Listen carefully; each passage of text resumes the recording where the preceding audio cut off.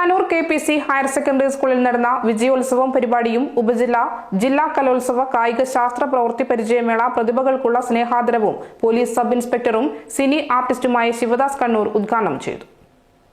PTA president Anandababu PV അധ്യക്ഷത വഹിച്ച ചടങ്ങിൽ principal Bindu V, head mistress OV Vijayalakshmi, staff സെക്രട്ടറിമാരായ K രാജീവ്, ദിലീപ് കുയിലൂർ എന്നിവർ സംസാരിച്ചു.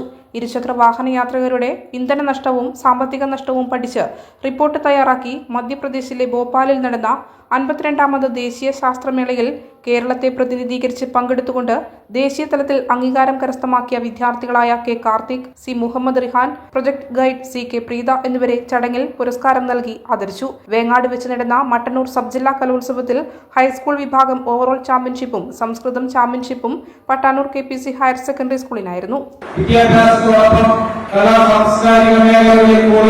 അവരുടെ വ്യക്തിത്വം ഉയർത്തിയെടുക്കുക എന്നത് കൂടിയാണ് വിദ്യാഭ്യാസത്തിന്റെ ഔപചാരികമായ ലക്ഷ്യം.